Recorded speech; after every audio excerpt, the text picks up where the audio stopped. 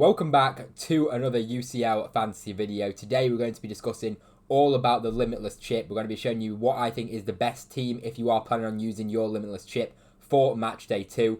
And we're going to be discussing everything around the UCL 4 Game Week 2, all the latest injury news as well. So if you are a big fan of the Champions League fantasy football game, do subscribe to this channel because this is the place to be for that content. And if you wouldn't mind dropping a like on the video as well, it would be very much appreciated. So we'll just start off with some injury news regarding a very popular player, and that is Harry Kane. He picked up an injury at the weekend against Bayer Leverkusen where he had an ankle injury.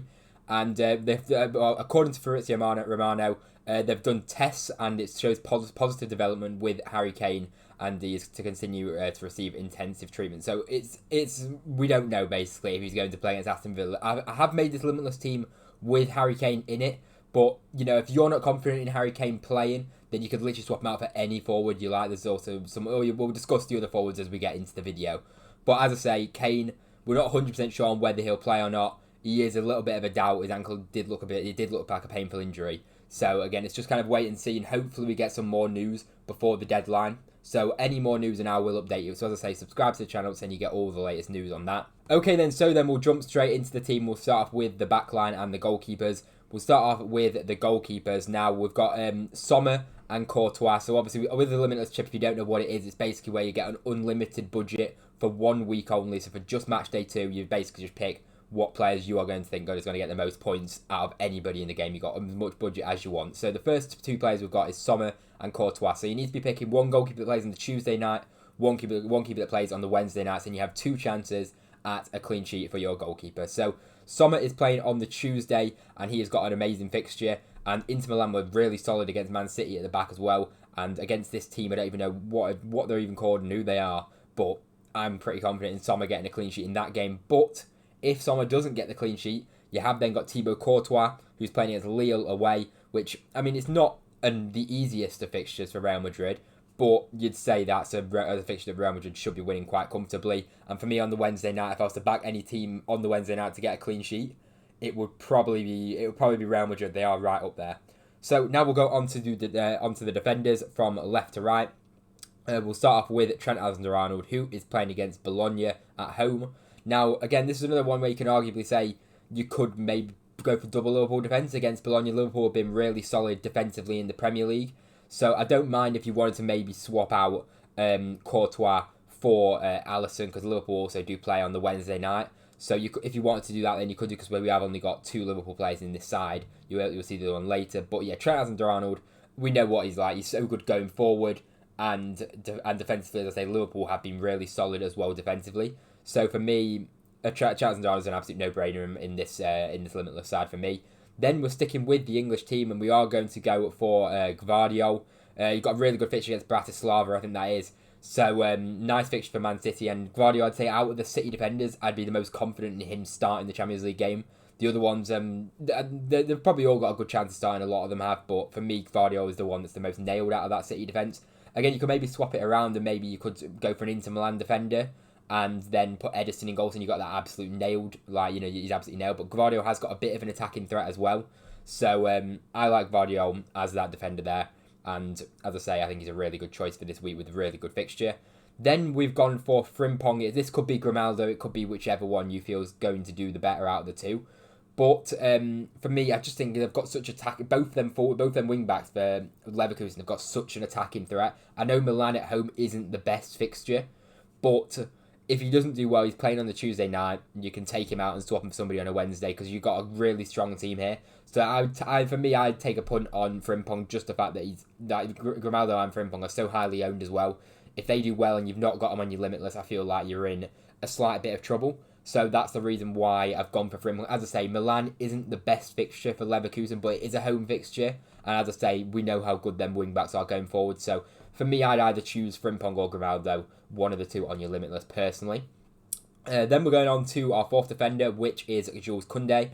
And it's just an amazing fixture. Barcelona, I mean, they haven't been the absolute best defensively in La Liga, and they did concede the last game in the Champions League as well, but Young Boys at home is one of the best fixtures that you can get in the Champions League. So for me, I'm going to back that Barcelona defence for this clean sheet against Young Boys there. So I'd be happy to play him. Again, if you want to take him out, you could literally swap to a different player, but he's got a good fixture. But I do think Young Boys is a really good fixture for Barcelona there. Then moving on to our final defender, we've gone for Emre Can. Now, there is multiple options at Borussia Dortmund in the defensive line, but I'm not 100% sure in a clean sheet against Celtic, but Emre Can is on penalties for Dortmund, which is a big thing, and obviously he's a defender on penalties, which is craziness. And Celtic, it's, as I say, it's not the easiest fixture for Dortmund. Celtic could very easily get a goal, but as I say, Emre Can's got a bit of that attacking threat, and he also takes penalties as well, and it's a home fixture, so it's quite a strong chance as well in Emre Can keeping a clean sheet, as well as potentially getting an attacking contribution going forward. So that's the reason behind me going for Emre Can as the defender there. And overall, I think that defence looks really solid. You've got great fixtures, players with attacking threat, and playing for the best teams as well, realistically. So now moving on to our midfield, and I do really like the look of this midfield. It's got a really nice balance to it. Starting off from left to right, we'll go again. We've got Yamal. Now, you could also maybe go for Rafinha as well if you're really back in Barcelona, but you'll be able to see later on that we do have a different Barcelona player in the team. But we've gone for Yamal. You could maybe go for Rafinha, as I say. It's who you think is going to do the best out of the two. But for me, Yamal's got the ownership as well, and it's kind of like you don't want to, if you say you went for Rafinha and Yamal did do really well, then, you're getting a big, it's a big rank decrease because Yamal's so highly owned. So that's just safety. If you feel like Rafinha is going to do better, then absolutely fair enough and go for Rafinha. You could even go for both if you want to swap some of these players around. Then we've gone for Wirtz, and this is another player that I know it's not a great fixture, but I'm taking the punt on Bayer Leverkusen to do well. Again, you could maybe swap out Wirtz and go for somebody else, but I like Wirtz personally, so I really like him, and he's at the heart of everything that Bayer Leverkusen do, and we saw how dangerous he was in the first game, and I feel like he can at least get something against AC Milan. Then we're going for an absolute lock-in my opinion, one of the first players that I put in the team, Mo Salah against Bologna at home. Really good fixture, and as I say, Liverpool, great fixture for them, and they've looked so good under Arne Slot so far. And Mo Salah's the one that I think is the most nailed. People might say Luis Diaz or someone, but I think Cody Gakpo might start, and then you don't want to have the question marks in your limitless team of who's going to play, because you don't know. Luis Diaz, could it be Gakpo on the left? Could it be Jota up front? Could it be Nunez? But for me, Salah's just the absolute lock-in. He's going to play, and that's just the reasoning behind Salah. I just think he's the best and the safest out of the Liverpool assets. Then as our fourth midfielder, we've gone for Musiala. This could be, again, it could be Elise if you feel like Elise is going to do better. But in my opinion, I think Musiala is the one for me out of them. I know a lot of people are saying that Aston Villa is a tough fixture, which it absolutely is for Bayern Munich. But Bayern Munich are so good.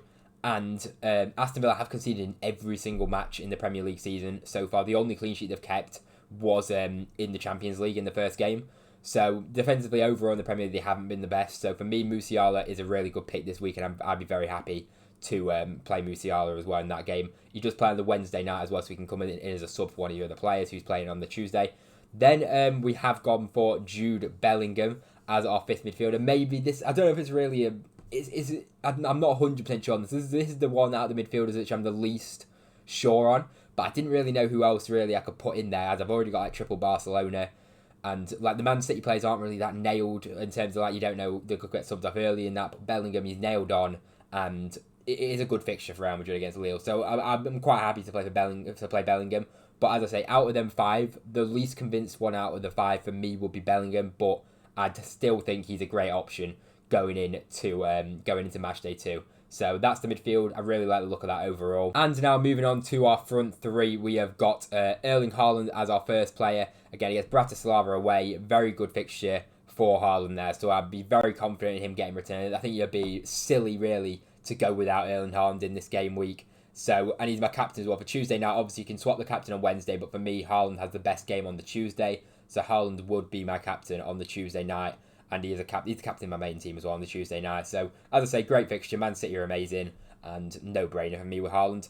Then we've gone for Lewandowski. Now, this, again, you could swap players around if you wanted to. If you really back Rafinha, you could maybe, take out Bellingham, put in Rafinha, and then maybe go for a different forward. Maybe go for Vinicius Jr. There's so many different combinations you can do. And, there's also other players as well that, that I've not even spoken about at all that you might really like the look of this week. But yeah, as I say, there's many different combinations. So I've gone for Lewandowski. As I say, if you wanted to, you could maybe go for Rafinha in the midfield instead of Bellingham.